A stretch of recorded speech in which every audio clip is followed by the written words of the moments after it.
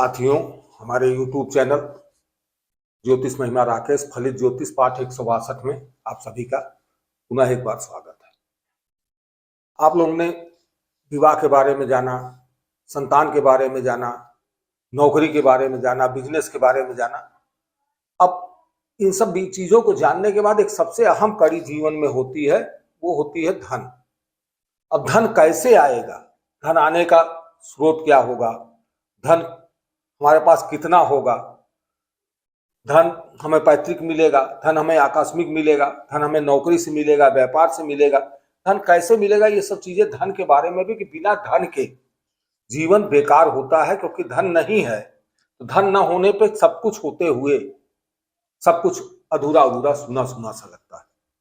तो धन प्राप्ति की भी बात आती है। ये भी बहुत प्रश्न उठता है कि हमारे पास कितना धन होगा, हमको पैतृक धन मिलेगा कि नहीं मिलेगा, बच्चा हमको क्या करेगा, मदद करेगा कि नहीं करेगा, हमारे परिवार हमको मदद करेगा, ये सब बातें आती हैं। तो धन प्राप्ति हमको कितनी होगी, धन प्राप्ति ही आज हमने चैप्टर उठाया है, धन प्राप्ति पे ही आपसे बात करेंगे। अब धन प्राप्ति को जानने के लिए आप ये समझिए कि कैसे हम समझे धन प्राप्ति का क्या होगा।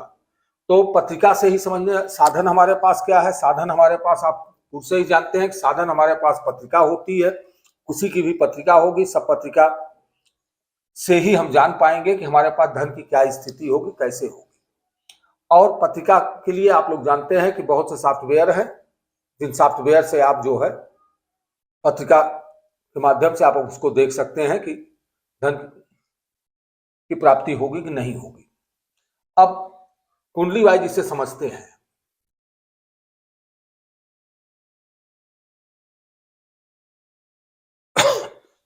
कुंडली वाइज इसको समझने का प्रयास करते हैं पत्रिका वाइज। तो पत्रिका में आप पहले से ये जान चुके हैं कि भाव सबके यही होते हैं। ये प्रथम भाव होता है, ये द्वितीय, ये तृतीय, ये चतुर्थ, ये पंचम, ये षष्ठम, ये सप्तम, अष्टम, नवम, दसम, एकादश और द्वादश भाव।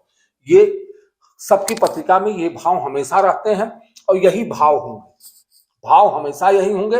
इनमें राशियों का परिवर्तन होता है, राशियां अलग अलग हो सकती हैं, जिसके में जो राशि होगी उस राशि से उसे समझने का। यहाँ हम राशियों से बात आज नहीं कर रहे हैं, आज हम केवल ग्रहों से बात करेंगे, राशियों की चर्चा अलग से की जाएगी। अब धन प्राप्ति के लिए हमको क्या क्या चीज आवश्यक होती है, सर्वप्रथम तो यही समझने की जरूरत है कि हम कौन से भाव हमें धन दिलाएंगे।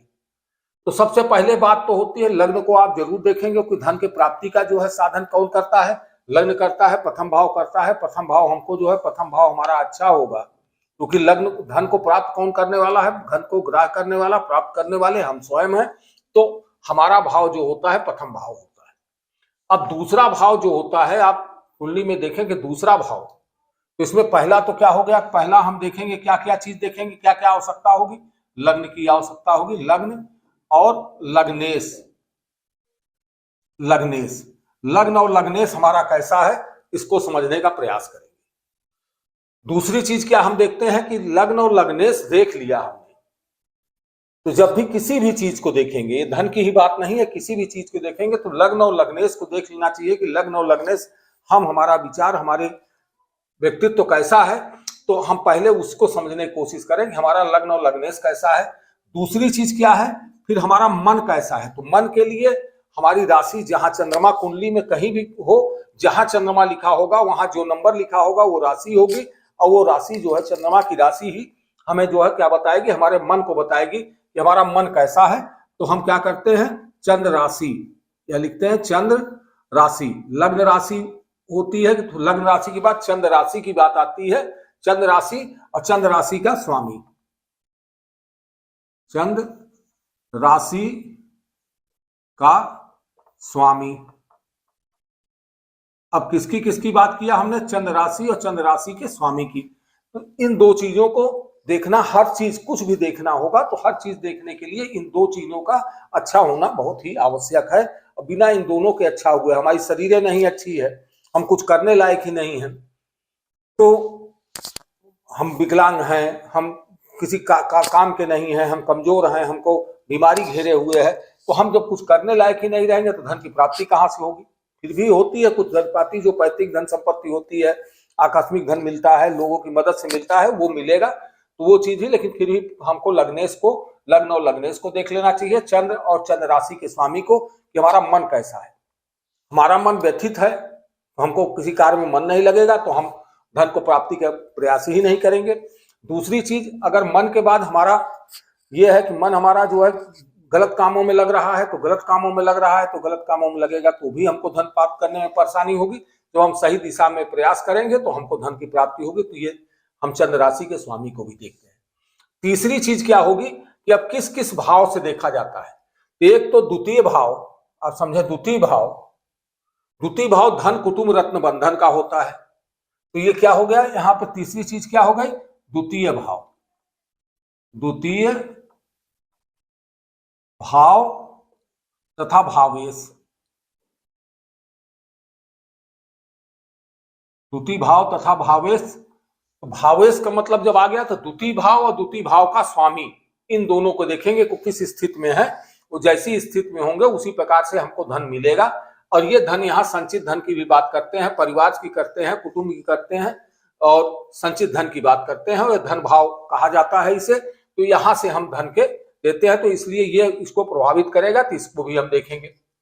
तीसरी चीज क्या देखेंगे और क्या देखेंगे हम, इसको कहां से मिलेगा, एकादश भाव।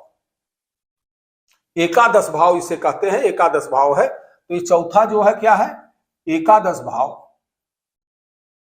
एकादश भाव तथा भावेश। इसी को ज्योतिष की भाषा में एकादश को लाभेश भी कहा जाता है।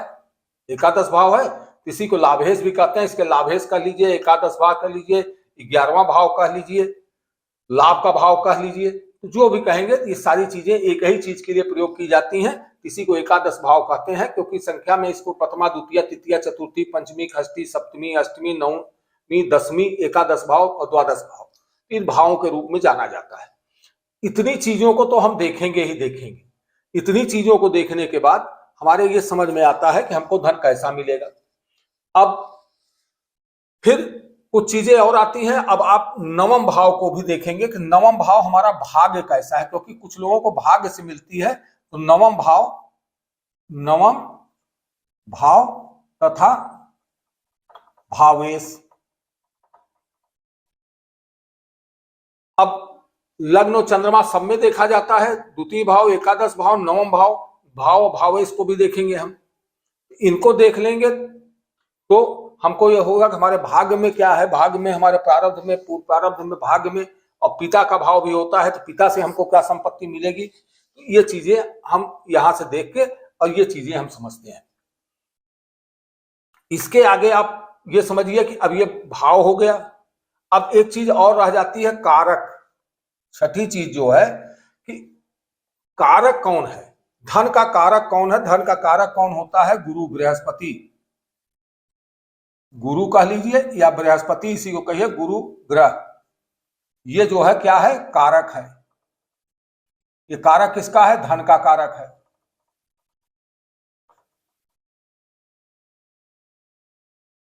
अब गुरु की स्थिति क्या होगी, धन का कारक गुरु की स्थिति कैसी, जितनी अच्छी होगी वो धन को हमको देने में मदद करेगी। ये कारक हो गया। अब इतने चीजों को देख के हम धन के भाव में जानते हैं। अब कुंडली पे समझने का, एक कुंडली हम बना देते हैं, सिंह लग्न की कुंडली मान लीजिए बना देते हैं। 5, 6, 7, 8, 9, 10, 11, 12, 1, 2, 3 और 4। अब ये देखने की बात है कि अब इसको हम देखेंगे कि क्या हो रहा है। अब मान लीजिए इसमें ग्रहों को भी बैठा देते हैं। यहां बुध बैठा है, यहां सूर्य है,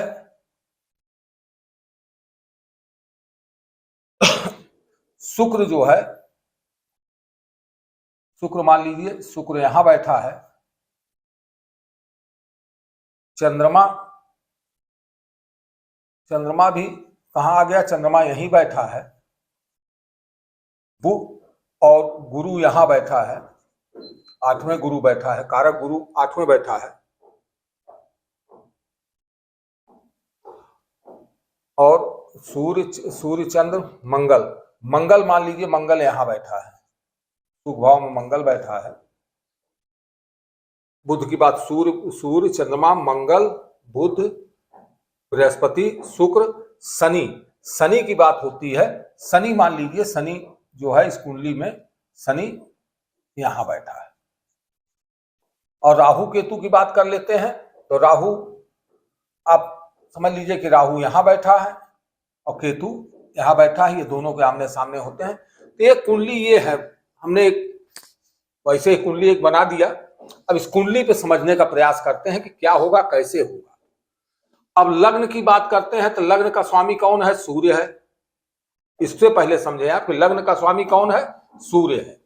अब सूर्य है तो सूर्य क्या हुआ, भाव देखेंगे इसका। तो भाव जो है ये क्या है? त्रिकोण का भाव होता है। प्रथम और पांचवा और नौवां भाव त्रिकोण का होता है, तो ये त्रिकोण का भाव है, इसलिए लग्न हमेशा शुभ होता है। लग्न का जो स्वामी होगा वो शुभ। तो यहाँ लग्न शुभ हो गया, लग्नेश शुभ हो गया, लग्न के भाव का स्वामी सूर्य भी यही बैठ गया, तो ये भी शुभ हो गया। कारक की बात यहाँ करते हैं तो यहाँ का कारक भी सूर्य होता है, तो ये भाव शुभ हो गया। तो लग्न और लग्नेश हमारा जो है शरीर पूरी तरह से मजबूत है और सूर्य के प्रभाव में है, तो हमारे पास बुद्धि, विवेक, आत्मबल सारी चीजों की प्रबलता है। इन प्रबलता के कारण हमको जो है मन हमारा अच्छे दिशा में जाएगा और वो होगा। अब दूसरी बात करता है चंद्र राशि, और चंद्र राशि के स्वामी की बात कर रहा है। तो चंद्र राशि क्या है? चंद्र राशि आपकी ये राशि है, चंद्रमा की राशि जो है ये यहाँ बैठा हुआ है चंद्रमा। चंद्रमा कहाँ का स्वामी है? व्यय भाव का स्वामी होके कहाँ आ गया? व्यय भाव का स्वामी होके कर्म भाव में आ गया। तो कर्म से व्यय होगा, ये बता रहा है कि कर्म से व्यय होगा। और किसके घर में आया? शुक्र के घर में आया। शुक्र क्या है? शुभ राशि है। तो भाव ये भी केंद्र का भाव है, केंद्र के भाव को भी शुभ बताया गया है। केंद्र में जो है आया और शुभ ग्रह के साथ बैठा हुआ है, भाव भी ठीक हो गया। शुभ ग्रह के भाव में बैठा, शुभ ग्रह के साथ बैठा है। और कर्म भाव का कारक कौन होता है? कर्म भाव का जो है कारक सूर्य, आप जानते ही हैं कि सूर्य, शनि और मंगल, बुध, ये सूर्य, शनि, मंगल, बुध, ये जो है सूर्य, शनि, गुरु, बुध जो है ये जो है कर्म भाव के कारक होते हैं। तो यहाँ कारक कर्म की बात नहीं कर रहे हैं, हम धन की बात कर रहे हैं। अब ये चीजें तो हमने देख लिया, लग्न और चंद्रमा हमारे जो है मन और हमारा शरीर दोनों अच्छी तरह से कार्य करने के लिए तैयार है। अब धन की बात करते हैं। अब धन पे हम आते हैं। तो द्वितीय भाव का स्वामी कौन है? द्वितीय भाव का स्वामी, द्वितीय ये भाव जो है, द्वितीय भाव मारक भाव भी कहा गया है, लेकिन ये जो है क्या भाव होता है? ये धन का भाव होता है। धन का होता है, हमारे परिवार का होता है, हमारे कुटुंब का होता है और संचयित धन का होता है। यहां का स्वामी कहां बैठा? यहां का स्वामी यहीं बैठ गया अपने भाव में। भाव ठीक है, भाव बहुत अच्छा नहीं है लेकिन फिर भी ठीक है, क्योंकि धन का भाव है। धन के भाव में धन भाव का स्वामी, धन भाव का स्वामी कौन हुआ? धन भाव का स्वामी यहाँ बुध हो रहा है। तो बुध जब धन भाव का स्वामी है तो बुध बुद्धि से, ये क्या बता रहा है कि बुद्धि विवेक इतना है कि बुद्धि विवेक से धन को जो है प्राप्त कर लेगा और उस धन को संचय करने में व्यवस्था करेगा। अब अगली बात क्या आ गई? द्वितीय भाव यानी धन भाव हमारा अच्छा है। धन भाव अच्छा है तो हमको धन देगा। यहाँ पे अगर किसी तरह से ये पीड़ित हुआ, और इस पे देखिए दृष्टि किसकी पड़ रही है। अब आप देखिए कि भाव पीड़ित कब होगा। आप जानते हैं पहले से, किसी भी भाव पे या भावेश पे, भाव या भावेश पे दो या दो से ज्यादा पाप ग्रहों की दृष्टि पड़ जाए तो क्या हो जाता है? भाव खराब हो जाता है, भावेश खराब हो जाता है। ये आप पूर्व से जानते हैं। अब हम इसको भी देखेंगे कि इस पे दृष्टि किसकी किसकी पड़ रही है। भाव खराब कैसे होगा? प्रभाव जब भी पड़ता है प्रभाव से खराब होता है। तो प्रभाव क्या कहा गया है कि जब भी किसी ग्रह पे क्या होगा? पाप ग्रहों की दृष्टि पड़ जाए और दो या दो से ज्यादा हो तो वो खराब होगा। इसमें बुध पे क्या प्रभाव पड़ रहा है? दूसरा प्रभाव पड़ने क्या है कि स्थान परिवर्तन हो जाए, कि इस राशि का स्वामी उस राशि में चला जाए, उस राशि का स्वामी उस राशि में चला जाए, उसी में स्थित हो जाए। स्थित हो जाने पे शुभ होता है। तो ये सारी प्रक्रियाओं को देखते हुए हमको अब दृष्टि देखनी है। तो दृष्टि किसकी किसकी पड़ रही है? अब आप पहले मंगल की देखें, क्या मंगल की दृष्टि पड़ रही? तो मंगल की 3 दृष्टियां होती हैं, 7वीं दृष्टि सभी की होती है। और मंगल की दृष्टि जो है, अब आप देखिए पाप ग्रह, मंगल पाप ग्रह में आता है। तो मंगल की दृष्टि क्या पड़ रही है? तो मंगल की क्या है? चौथी दृष्टि, चौथी, 7वीं और 8वीं दृष्टि, 3 दृष्टियां होती हैं। तो चौथी दृष्टि से 1, 2, 3 और 4 यहां देख रहा है। मंगल की दृष्टि यहाँ चौथी दृष्टि नहीं पड़ रही। सातवीं दृष्टि से मंगल यहाँ देख रहा है, 1 2 3 4 5 6 7, तो सातवीं दृष्टि भी नहीं पड़ रही है। उसके बाद आठवीं दृष्टि से यहां देखेगा, तो आठवीं दृष्टि से किसको देख रहा है? आय भाव को देख रहा है। अभी हम धन भाव की बात कर रहे हैं, धन भाव किसी तरीके से खराब नहीं, मंगल से धन भाव प्रभावित नहीं हो रहा है, तो इसलिए ये पाप ग्रह नहीं। दूसरा पाप ग्रह शनि है। शनि की क्या दृष्टि पड़ रही है? तो शनि की 3 दृष्टियां होती हैं। शनि की तीसरी दृष्टि, 7वीं दृष्टि और 10वीं दृष्टि।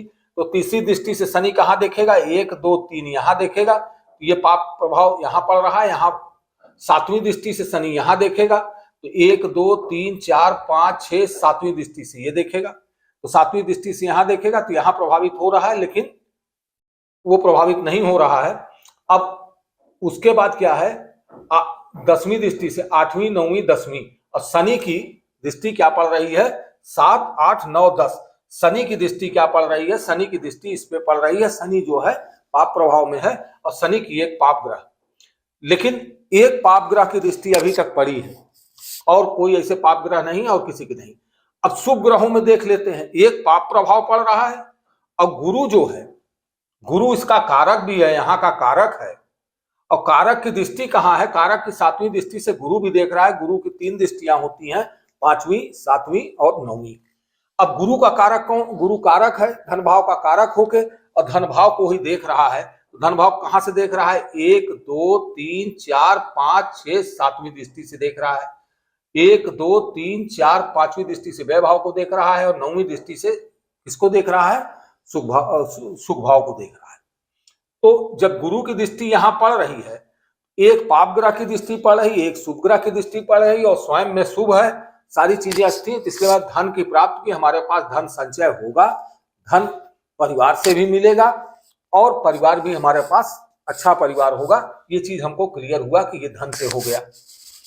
अब द्वितीय भाव और द्वितीय भावेश कारक, ये हमारा ठीक हो गया, ये हमारा ठीक हो गया, ये हमारा ठीक हो गया। 3 चीजें जो है हमको क्या हुआ, धन के बारे में क्या पता लगी कि ये 3 चीजें हमको ठीक मिल रही हैं। अब चौथी चीज हम देखने हैं, एकादश भाव तथा भावेश। एकादश कौन सा है? एकादश भाव ये है। अब ये भाव कैसा है? भाव आप जानते हैं कि बहुत अच्छा नहीं है। जैसे ये बहुत अच्छा भाव नहीं था, वैसे ये भी बहुत अच्छा भाव नहीं है। क्यों भाव अच्छा नहीं है? उसका कारण है। कारण ये है कि ये जो है, आपको मालूम है कि तीसरा, छठा और 11 ये भाव क्या होता है? ये भाव होते हैं हमारे अशुभ भाव कहे गए हैं, और छठा, 8वां 12वां ये भाव जो है दुख भाव कहा गया है। केंद्र और त्रिकोण को शुभ भाव कहा गया है, दूसरे और 7वें को मार्केश कहा गया है।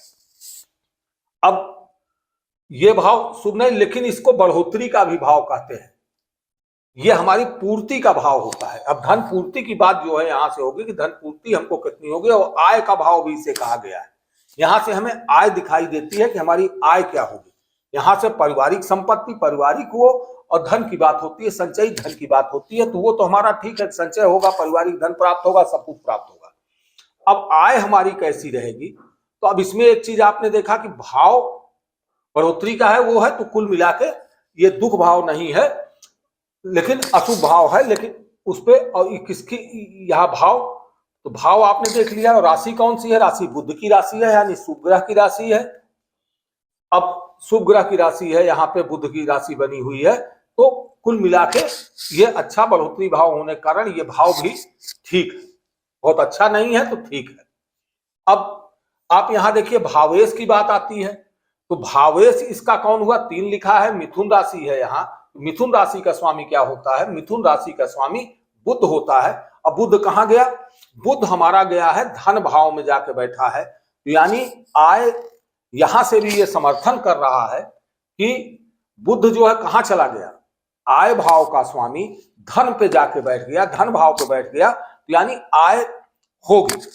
ये पहला तो भावेश प्रदर्शित कर रहा है, कि भावेश ये प्रदर्शित कर रहा है कि हमको धन मिलेगा, चाहे वो पारिवारिक मिले, चाहे हमको उससे मिले। एक चीज और यहां रह गई है कि आकस्मिक धन की जहां बात आती है, एक चीज और सुन लीजिए, यहाँ पे आकस्मिक धन के लिए राहु और केतु को देखा जाता है। राहु, जिसे खराब ग्रह आप लोग कहते हैं, राहु और केतु, ये राहु केतु आकस्मिक धन देते हैं, आकस्मिक धन प्राप्त कराते हैं। आकस्मिकता के लिए, किसी भी चीज की आकस्मिक होने के लिए, चाहे आकस्मिक दुर्घटना हो, चाहे आकस्मिक यात्रा हो, चाहे आकस्मिक कोई आकस्मिक जो भी कारण बनेंगे, उनके कारण हमेशा राहु और केतु बनते हैं। तो राहु केतु धन प्राप्ति में भी आकस्मिक धन देने के कारक बन जाते हैं। ये भी चीज समझने की बात है। ये छूट गया था, इसको भी हमने पूरा कर दिया। अब आपने ये देख लिया कि आय का समर्थन मिल गया कि आय होगी, धन होगा। लेकिन अब यहां हम देख रहे हैं कि भाव पे किसकी दृष्टि है? भाव पे दो पाप ग्रहों की, मंगल और शनि की दृष्टि है। तो मंगल और शनि की दृष्टि है, तो अब क्या आप कहेंगे कि दो पाप ग्रहों की दृष्टि हो गई तो ये खराब हो गया तो आय में कमी देगा। लेकिन अब आपको ये भी ध्यान देने की बात है कि पूर्व के पाठों में ये भी बताया गया है कि कुछ ग्रह योग कारक होते हैं। अगर पाप ग्रह भी है, यदि योगकारी हो गया, वो पूर्ण योगकारी हो गया, तो यौगिक फल ही देगा, वो अच्छे फल देगा, वो खराब फल नहीं देता है। अब मंगल जो है पूर्ण योगकारी ग्रह कब होते हैं? ये भी आप पूर्व में जान चुके हैं कि केंद्र और त्रिकोण भाव के स्वामी, जो केंद्र और त्रिकोण भाव के दोनों के स्वामी हैं, वो हमेशा पूर्ण योगकारी होते हैं। तो मंगल क्या है? मंगल देखिए केंद्र का यहाँ स्वामी है, और दूसरा स्वामी मंगल कहाँ का है? भाग्य भाव का स्वामी है। ये दो भावों के स्वामी होने के कारण मंगल यहाँ पूर्ण योगकारी है। तो मंगल की दृष्टि क्या हो गई? मंगल की दृष्टि सबल हो गई। मंगल इसको बल दे रहा है। मंगल जो है तीव्रता का कारक है, मंगल अधीरता कारक है, मंगल हमारे बल का कारक है। मंगल जो है अग्नि तत्व है।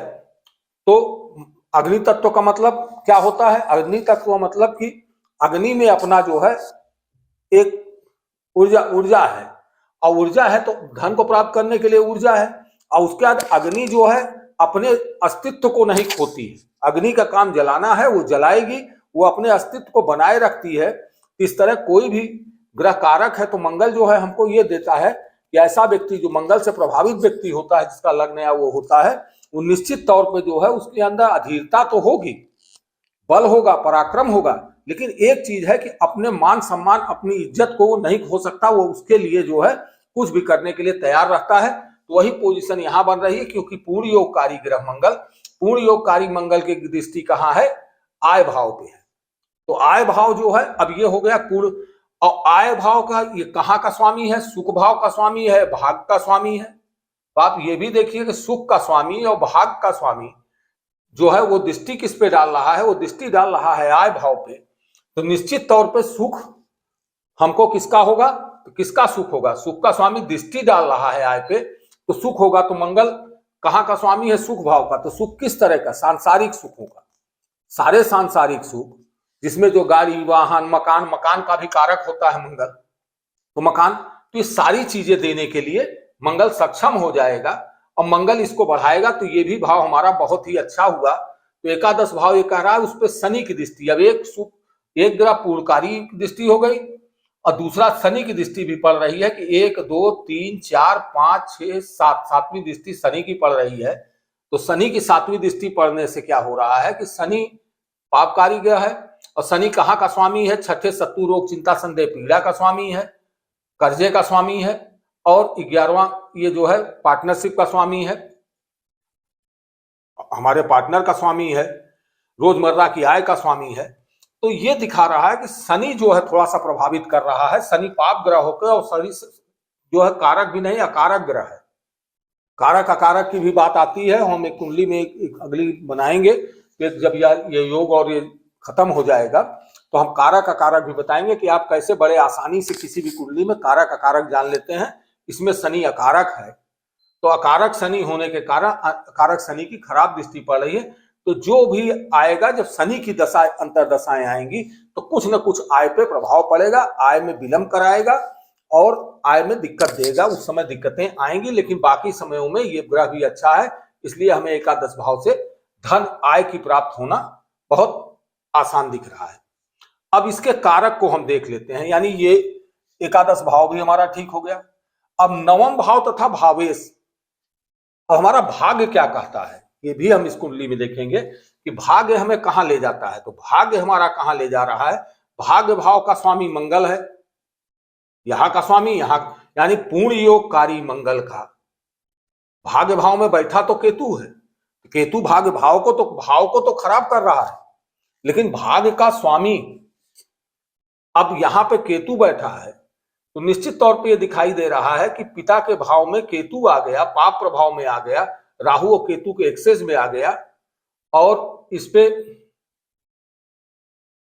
पे और किसी ग्रह की दृष्टि नहीं पड़ रही है, लेकिन सूर्य अच्छा है इसलिए पिता ये है, लेकिन पिता को कोई ना कोई कष्ट बना रहेगा। ऐसे व्यक्ति को पिता को कष्ट बना रहेगा, पिता से जो है उसको थोड़ी सी प्रॉब्लम आएगी। लेकिन अपने आप में जब आप देख रहे हैं कि इसका कारक ग्रह की बात कर रहे हैं, तो भाग्य भाव का स्वामी, भाग्य की बात, नवम भाव की बात कर रहे हैं, तो नवम भाव तो हमारा खराब हो रहा है, लेकिन नवम भाव के स्वामी इसमें भाव खराब हो रहा है कि भाग में केतु बैठ गया, लेकिन पूर्ण योगकारी केतु बैठा, किसी पाप ग्रह की और दृष्टि नहीं पड़ी, एक अकेले केतु बैठा है जो प्रभावित कर रहा है, तो नवम भाव को थोड़ा प्रभाव, लेकिन उस पर मंगल पूर्ण योगकारी ग्रह, मंगल का घर है, इसलिए वो जो है ये खराबी भी खत्म हो गई, क्योंकि एक ही है, एक से ज्यादा ग्रहों का इसमें नहीं पड़ रहा है। अब भावेश की बात करते हैं, तो भावेश क्या है, यहाँ का भावेश स्वामी मंगल है। मंगल कहाँ गया, यहाँ का स्वामी, भाग्य का स्वामी हमारे सुख में गया, तो सीधे सीधे ये दिखाई देता है कि हमको सुख की प्राप्ति होगी। अब सुख की प्राप्ति होगी और उसके बाद वही मंगल, पूर्ण योगकारी मंगल आय पे दिखाई दे रहा है, तो आय का भी हमको प्राप्ति कराएगा, आय की प्राप्ति कराने वाला होगा, यानी ये भी ठीक हो गया। अब आप यहां तक, अब इसके कारक को देख लीजिए। हमने ऐसी कुंडली बनाई है कि इससे ज्यादा से ज्यादा चीजें आपको जो है कारकत्व को दिखेगी, जो मतलब आपको अच्छा, क्योंकि धन प्राप्ति की आज बात कर रहे हैं तो धन प्राप्ति की ही बात करेंगे, क्योंकि धन न प्राप्त होना इसकी बात नहीं कर रहे हैं, तो धन प्राप्ति की बात हो रही, धन प्राप्ति को समझिए। अब कारक इसका गुरु ग्रह, कहा हमने कहा धन का कारक कौन है, गुरु है। तो गुरु कहाँ स्थित है, गुरु स्वराशि में स्थित है, लेकिन ये भाव, इसको छिद्र भाव कहा जाता है, ये हमारा जो है दिक्कत परेशानी का भाव है। तो दिक्कत परेशानी का भाव होने के कारण क्या है कि यहां पे आप दिक्कत परेशानी में गुरु आके बैठ गया और वही का स्वामी है। लेकिन एक चीज आपको ये भी याद रखिए, जब भी कोई ग्रह अपने स्वामी, अपने घर में बैठा होता है, तो उसके फल में कमी नहीं आती, फल जो है, तो अब ये पाप प्रभाव को छोड़ के चूंकि अपने घर में बैठा है, अपने घर को नहीं बुरा करेगा, इसलिए पाप प्रभाव को नहीं देगा। तो ये करेगा क्या, अपने भर में तो ज्ञान करना, ज्ञान में वृद्धि करना, ये जो अपने संबंधित तो दिक्कत परेशानियों को ये अवरुद्ध करेगा। लेकिन अब करेगा क्या, अब दिक्कत परेशानी भाव में बैठा है, 8वें भाव में बैठा है, तो अपनी महादशा अंतर्दशा में कुछ न कुछ दिक्कत परेशानी भी लाएगा। कारक जो धन का कारक है, तो धन संबंधित कुछ विवाद करेगा। लेकिन अब इसकी दृष्टि से आप देखिए, दृष्टि किस तरह का परेशानी लाएगा। इसकी दृष्टियां जो पड़ेंगी, तो दृष्टियां, इसकी 3 दृष्टियां हैं, 5, 7, 9, 1, 2, 3, 4, 5, 5वीं दृष्टि से किसको देखेगा, व्यय भाव को देखेगा। अब व्यय को अगर कौन देख रहा है, व्यय को देख रहा है कौन, व्यय को गुरु देख रहा है। तो व्यय को देख रहा है, वो कौन सा घर है, वो इसके मित्र का घर है, लग्न का मित्र है, ये लग्न का मित्र है, तो ये भी क्या है, कारक ग्रह है। कारक ग्रह है भी, अकारक नहीं है, कुंडली में अकारक नहीं है, तो ये गुरु जो है अपने मित्र के घर को देख रहा है, तो भी वो प्रसन्नता में है, और लग्न का मित्र है, हमारे शरीर का मित्र है। तो ऐसी स्थिति में ये व्यय कैसा व्यय कराएगा, व्यय ये ज्ञान ध्यान में, ज्ञान प्राप्त करने में, अपने से बुजुर्गों की सेवा सत्कार में, अपने से बुजुर्गों के मान सम्मान में, यानी अच्छे कर्मों पे दिखाई दे रहा है कि हमारा व्यय कैसा होगा। कारक हमारा जो है कि धन की हमें प्राप्ति पहले पता लग गई है, कारक ये बता रहा है कि कारक है कि ये स्थिति ये बन रही है कि ये हमको क्या करेगा, ज्ञान ध्यान में करेगा। फिर ये इसकी 7वीं दृष्टि कहां पड़ रही, 7वीं दृष्टि आपकी पड़ रही, यहां पड़ रही, आप गिन लीजिए, 1, 2, 3, 4, 5, 6, 7। 7वीं दृष्टि से किसको देखेगा, 7वीं दृष्टि से ये बुध को देखेगा। बुध 7वीं दृष्टि से इसे देख रहा है, 7वीं दृष्टि से बुध को देख रहा है। बुध जो है आपने देखा था क्या है, बुध हमारे धन भाव का स्वामी है, बुध की राशि यहाँ धन भाव की राशि भी है, तो यहाँ पे गुरु की दृष्टि, बुध भी शुभ ग्रह है, गुरु भी शुभ ग्रह है। अब इसकी दृष्टि पड़ रही तो गुरु की दृष्टि अच्छी भी मानी जाती है, तो गुरु की दृष्टि अच्छी हो गई तो धन हमको हर तरीके से मिलेगा, पारिवारिक दृष्टि से भी, परिवार से भी मिलेगा, हमारा धन संचय भी होगा और अच्छे कामों में, हमारी वाणी पे, हमारी पठन पाठन पे, हमारे परिवार पे, इन्हीं जगहों पे हमारे धन का व्यय होगा। व्यय कारक है इंद्रियों में। अब यहाँ एक चीज और रह गया था, व्यय भाव का स्वामी। व्यय भाव का स्वामी कहाँ चला आया? कर्म में आया है। तो एक व्यय की स्थिति क्या है कि व्यय भाव का स्वामी कर्म भाव में आया, तो कर्म पे व्यय। व्यय भाव का स्वामी कर्म में आया तो दिखा रहा है कर्म पे व्यय। और गुरु से तीसरे गया तो संघर्ष, मतलब व्यय करते समय ये जो संघर्ष जहां होगा तो कर्म में आपको संघर्ष मिलेगा और उस पर थोड़ा व्यय होगा, अपने काम पे, अपने उस पे जो है आप धन को व्यय करेंगे। इसके बाद इसकी 9वीं दृष्टि कहां पड़ रही? 7वीं दृष्टि यहां पड़े, तो 8वीं 9वीं दृष्टि सुख पे व्यय हो रही। अब आप अपने लग्जीरियस सुख पे भी, किस पे व्यय होगा आपका? लग्जीरियस सुख पे व्यय होगा। लग्जीरियस सुख क्या होता है? गाड़ी घोड़ा, मकान, वाहन, साज सज्जा, सम्मान और अपने मतलब अच्छा पहनना, अच्छा खाना, इन सब चीजों पे धन का व्यय होगा। ये गुरु बता रहा है, इन चीजों पे ये व्यय करेगा। अब ये आपने जान लिया। अब राहु केतु आकस्मिक धन की प्राप्ति। क्या राहु केतु का धन भाव और आय भाव से कोई संबंध बन रहा है? ये देखिए कि राहु यहां बैठा है, केतु यहां बैठा है, केतु भाग्यभाव में बैठा है। आकस्मिक धन हमें मिलेगा कि नहीं मिलेगा ये इस कुंडली में? अब केतु एक की भी 3 दृष्टियां होती हैं, 5 केतु और राहु की 3 दृष्टियां होती हैं। गुरुवत दृष्टि प्राप्त है इन्हें, यानी इनको भी 5वीं 7वीं और 9वीं दृष्टि प्राप्त है। तो केतु की दृष्टि कहां कहां पड़ेगी? 1 2 3 4 5। केतु की दृष्टि लग्न पे पड़ रही है, भाग्य की दृष्टि लग्न पे पड़ रही, और फिर केतु की दृष्टि पड़ रही है हमारे संघर्ष पे पड़ रही है 7 और 8 9, और हमारे जो है संतान भाव पे केतु की दृष्टि पड़ रही है, विद्या पे पड़ रही, हमारी बुद्धि पे पड़ रही है। और राहु की दृष्टि कहां पड़ रही है? राहु की दृष्टि 1 2 3 4 5 हमारे रोजमर्रा की आय पे पड़ रही है। 7वीं दृष्टि से भाग्य को देख रहा है और 9वीं दृष्टि से वो हमारे आय को देख रहा है। अब केतु तो नहीं देख रहा है, केतु की दृष्टि हमारे किसी धन भाव पे, धन भाव और आय भाव पे नहीं पड़ रही। केतु की दृष्टि हमारे लग्न पे पड़ रही है, यानी हम पर केतु की दृष्टि है। तो केतु की दृष्टि भाग्य भाव में बैठ के हमारे लग्न को देख रहा है, तो भाग्य से हमको बली बनाएगा, क्योंकि उसकी दृष्टि है वहां पे। केतु हमारे भाग्य को बल देगा, और भाग्य को बल देगा। और राहु क्या कर रहा है? चूंकि एक ही एक्सस में होते हैं, तो राहु जो है कहां आ गया? राहु की दृष्टि पड़ रही है आय भाव पे। तो राय अचानक आय, अब आकस्मिक आय का जो हमें स्रोत बन रहा है, वो राहु आकस्मिक आय का स्रोत बना रहा है कि ऐसे व्यक्ति को, इसकी कुंडली ऐसी होगी, उसे राहु जो है अचानक। ये बातें तो आपने समझी कि किस तरह से ग्रह ने जो है हमको आय देने के लिए, कुल मिला के ये समझ में आया कि आय प्रधान कुंडली है, इसको हर जगह से आय की प्राप्ति हो रही है। अब आय तो आपने समझ लिया, लेकिन अब ये सब चीजें कब घटित होंगी? बात ये भी आती है घटित कब होगी। तो एक चीज तो आप जानते हैं कि महादशा और अंतरदशा में, महादशा और अंतरदशा में यह घटित होगा। मतलब इसे आकस्मिक आय हो गई है, आय वृद्धि होना, आय ये होना, तो ये सब चीजें महादशा अंतरदशा में बहुत तेजी से प्रभावित होगा, बहुत तेजी से ये घटित होगी। तो महादशा अंतरदशा, लेकिन ये ख्याल करना होगा कि महादशा और अंतरदशा अगर लग्न के मित्र हैं तो अच्छा प्रभाव देंगे, और लग्न के शत्रु हैं तो ये महादशा और अंतरदशा आपको, तो जो भी महादशा आएंगी, तो महादशा किसकी? महादशा बुध की आएगी।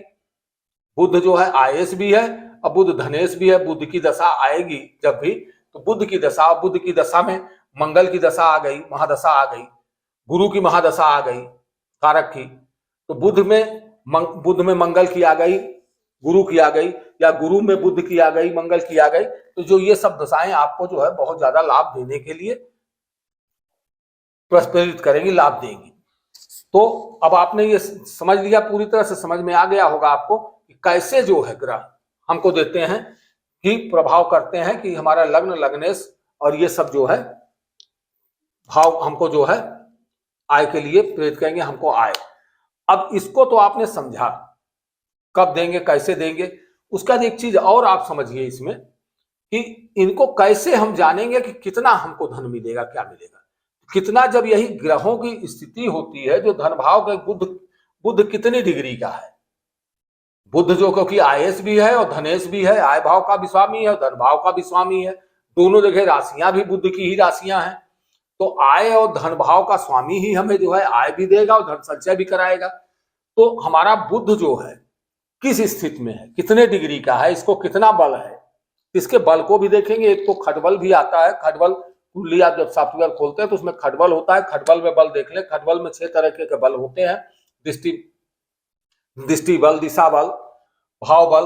तो जो बल होते हैं उनके 6 तरह के बल होते हैं। उन बलों के कारण जो है बल होते हैं। डिग्री का बल, तो डिग्री कितनी है, तो डिग्री में आप ये समझ लीजिए कि 0 से 6 डिग्री तक का कोई भी ग्रह 0 से 6 डिग्री जो है बाल अवस्था में होता है, और 6 से 12 डिग्री तक क्या होता है, ये कुमार अवस्था होती है, और 12 से 18 डिग्री तक युवा अवस्था होती है, और 18 से 24 डिग्री तक इनकी प्रौढ़ावस्था होती है, और 24 से 30 डिग्री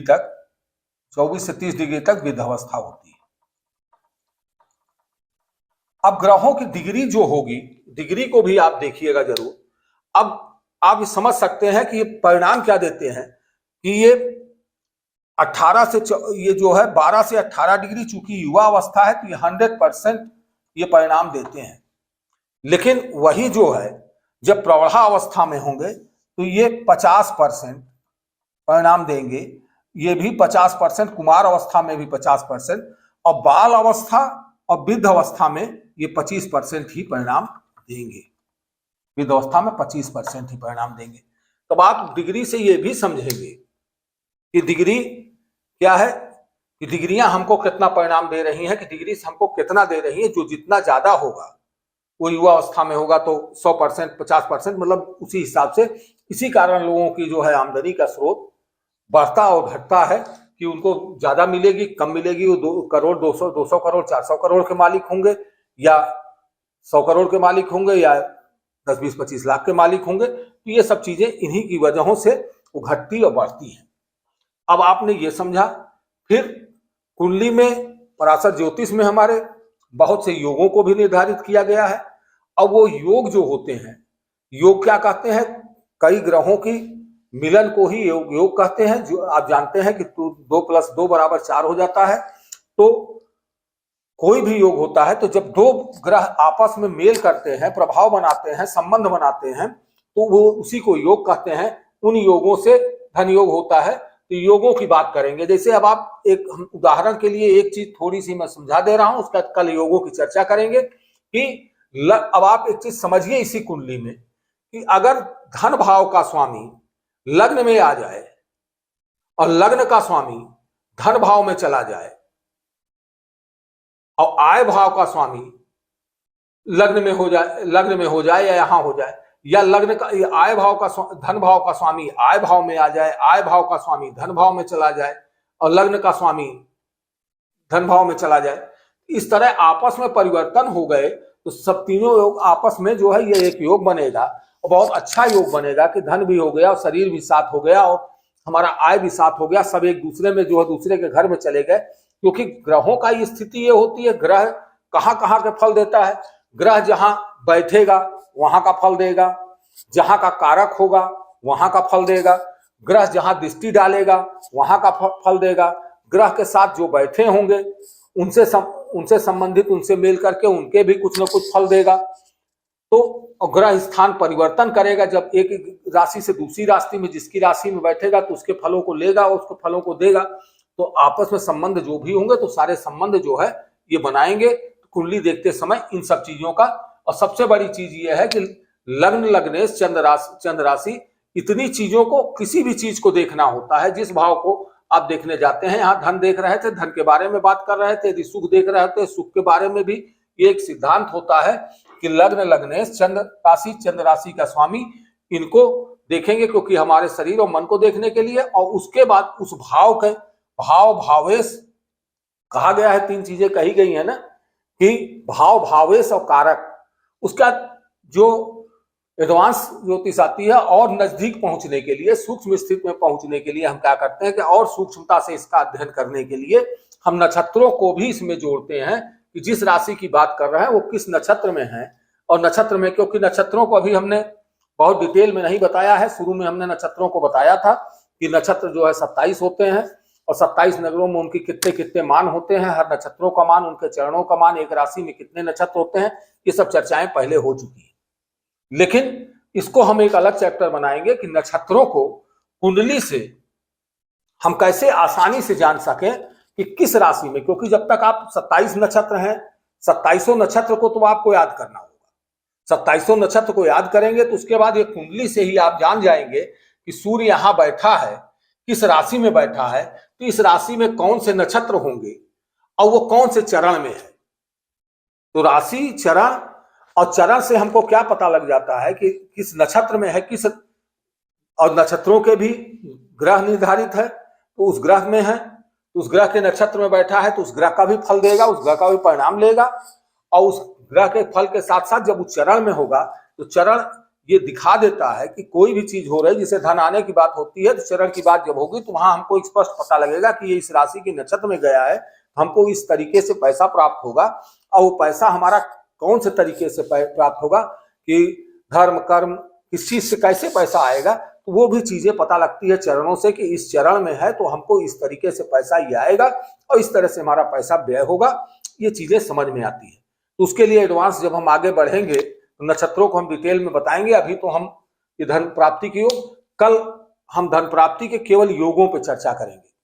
लिखने में बहुत समय लगता है, इसलिए कल हम योगों को पहले लिख देंगे, योग लिखा रहेगा, केवल उनको कुंडली पे विश्लेषण करने की बात रह जाएगी। तो कुंडली पे विश्लेषण करते हुए हम चलेंगे। कल जो है ज्यादा से ज्यादा योगों को हम करेंगे, यदि कल पूरा नहीं होगा तो आगे एक पाठ और लेंगे। और आज के लिए इतना ही। सभी को नमस्ते, प्रणाम, धन्यवाद।